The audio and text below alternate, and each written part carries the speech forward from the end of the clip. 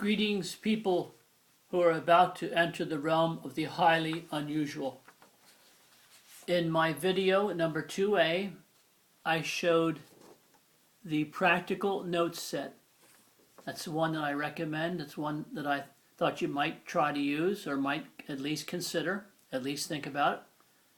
But at about the 18-minute point in the video, I showed another set of notes, and I mistakenly called it complete note set.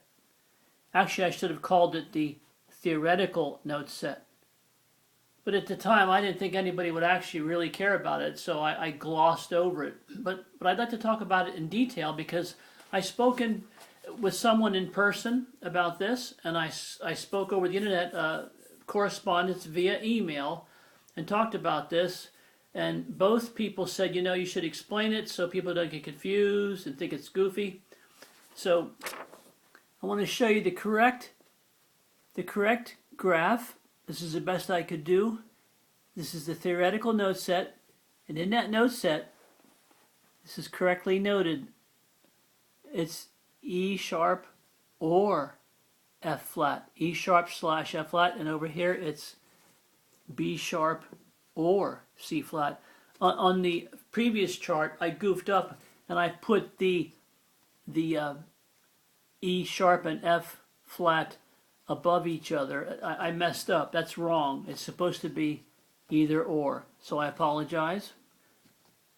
All right, that's the theoretical note set. Now, up to this point in my new note symbol videos, I showed that basically in your practical note set, you have your 5 sharps or your 5 sharp keys, and each sharp key or each note can be used to designate other notes. All right? I talked about that in detail. And I showed how I placed my concept actually before the traditional concept. My multi-designation note, the whole idea in your mind would come before the traditional and harmonic notes. All right? And I already talked about that. Now, when I was developing this system a long time ago, as you know from my previous videos, I mentioned my good buddy G sharp. Because you say, what was there to help you work this out, to get through this problem? What was there to help? Well, not just the G sharp itself, not by itself, but the G sharp, I told you repeatedly, was trapped between the F sharp key and the A sharp key. But that's not all. The beautiful thing is, when you have your natural notes, F, G, A, B, and you have your sharp keys in between, you have a sense of symmetry. Now that's very important. Let me show you this. I've showed you this chart many times. If you kind of hide these and you just look at that, all right? You look at that segment of the keyboard there, you will see that you have a sense of symmetry, right?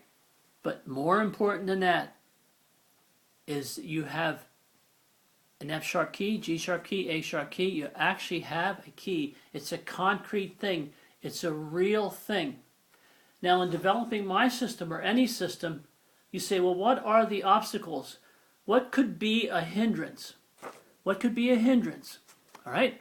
Well, right away, I noticed, and I don't hear anybody else talking about this on the internet, but I noticed this. Between your E and your F key, natural keys, there's no sharp key. And between your B and C keys, there's no sharp key. And then it hit me. Here you have a concrete thing. You have a real thing. But over here, between the, let's say your E and F keys here, all right, there's no sharp key. There's no sharp key. And let's say between your B and your C keys, there's no sharp key. So when you try to designate an E sharp or an F flat or a B sharp or a C flat, you're actually trying to make a concrete thing out of an abstract. It's an abstract. There is no such thing as E sharp or F flat. There is no such thing as B sharp, C flat. It's an abstract. It's just not a real thing. And this is what hit me. Once I got past the beautiful gift that the G sharp key gave me, it helped me notice that symmetry is very, very important. It makes for a beautiful, easy system. But when you get into the realm of the abstract, it just messes it up. It messes it up. And you see here, because of the abstract nature of the EF placement and the BC key, symmetry, okay? Symmetry is impossible over the entire span of any scale. It's just impossible over the entire span of any scale, no matter which key you start on. And that is what made me think, you know what? If there's an inherent built-in abstract in this system, when you go from this and you try to write notes down here to represent this, you have a built-in inherent problem. And this, and I want to say this, this is important, this is why I think that with that built-in unconscious problem, I think that's why over the past 370 years that theorists and professionals have tried to do better, have either tried to get rid of this or tried to use a different note symbol to replace the traditional. And I think that is why, because you're dealing with an abstract situation here. And that is critical. I didn't say this in my previous videos because it's too complicated, but that is an actual fact. Now, you say, well, Joey, you already told us clearly about the multi-designation notes that are used in the practical note set, right? And that's basically your 5 sharps, or you could call them flats, whatever, doesn't matter, and they designate specific notes. Well, in the realm of the abstract, though they're abstract, you can still use them. You can still use them, but now they would be referred to as, I would call them theoretical combo notes. They're theoretical, they're abstract, but it's an E sharp or an F flat, but you see it's one or the other. It can't be both at the same time. That's impossible. All right, then you have your B sharp and C flat, and it can be either B sharp or C flat, but at any given time it can be only one, not both. And the beautiful thing is when I make these charts is I noticed right away that just like with your natural keys, all right, you have in your theoretical combo notes, you have also specifier patterns, just like you would have with your natural keys or your base practical sharp bass keys. These are the basic sharps in your practical note set, but you would still have specifier patterns. And that's a beautiful thing. But here's the problem. If you say, okay, well, Joey, you gave us a note symbol, all right, on your theoretical note set, you gave us a note symbol, and that's an actual fact. See, you can't dispute that, and there it is. So that note symbol, let's say we're looking at the multi-designation note E sharp, all right, which uses the F key if you want to play it, but it can be only one or the other. One or the other. In the case of F flat, you would use the E key.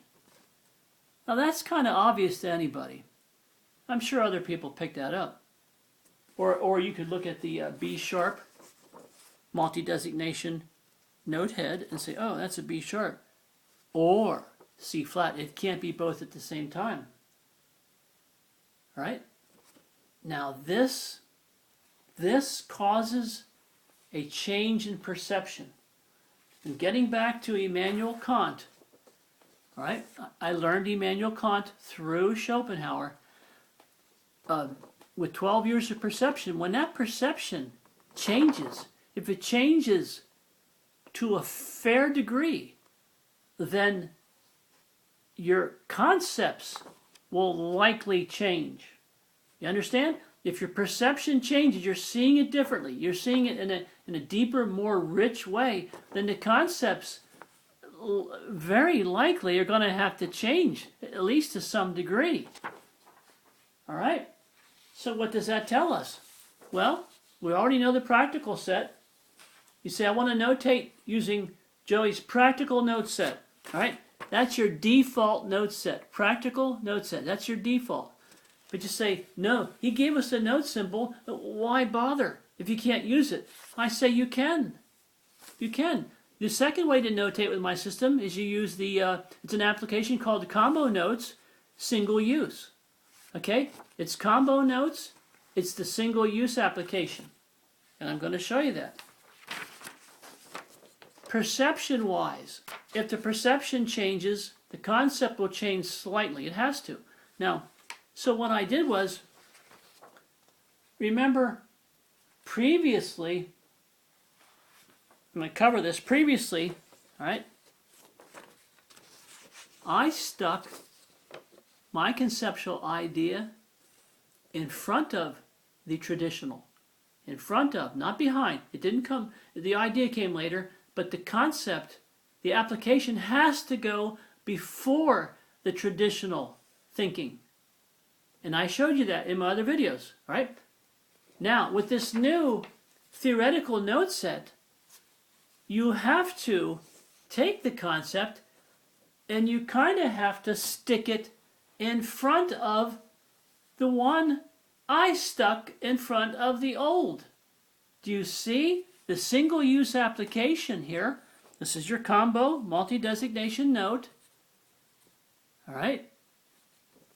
You can say, well, I understand what he's saying now. It can represent, designate E sharp, and of course that would designate your traditional enharmonic setup. Or it can be F flat.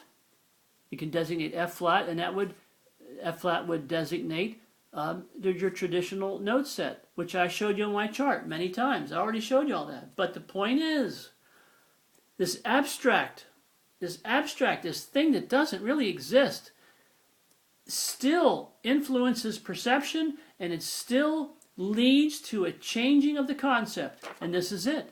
Concept, old concept. You follow me on that? It's the same with the B sharp C flat. It's the same thing. Single-use application, your combo multi-designation notes. It's the same thing. Concept, old concept. Right? Now you say, well, how do we know which one is which on your musical score? Well, that's very simple. People have been doing this for centuries.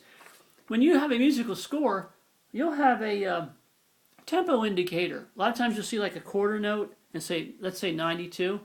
That means you have 92 beats per minute. And it gives you an idea how fast to play the song, to make the song shine, make it sound like the composer intended. But it's the same thing with my single-use combo note application. All you got to do is mark on the score, the music score, MDN, E sharp, and you know it's not an E flat, or MDN, E sharp, B sharp, or if you prefer your flats, you note MDN, F flat, MDN, F flat, C flat. I hope I'm speaking right. I don't speak well. So either way, you can notate and make it clear which direction you're going, which exact note it's meant to designate. And boom, you're done. Okay? And boom, you're done.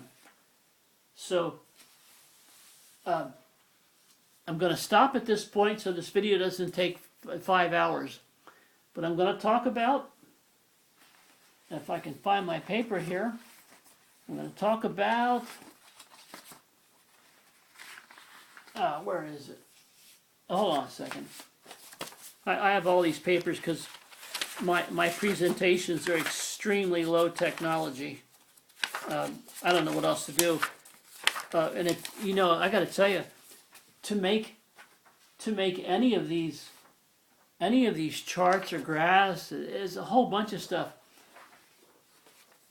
I have to go into my wife's old computer, draw the stuff, save the stuff as a PDF file, send the PDF file to my 10-year-old Mac computer, Apple Mac computer. Then I have to open it, cut and paste that stuff onto a Word document file, and only then can I print it. That's the only way to get it here. It takes forever, and that's the problem. So I showed you how to use the practical note set. You can do anything you need to do with this. You don't need anything beyond this, but there are inquiring minds, and so I thought I'd tell you this. Inquiring minds want to know. Then there's the combo notes with the single-use application. That's the second way to do it. That's the second way to do it, and it will work. But there's another way. Combo notes in the split mode. And let me get back to you on that because I'm running really late. All right, I'll get back to you on that and we'll wrap it up. Thank you for being incredibly patient and hope to see you soon.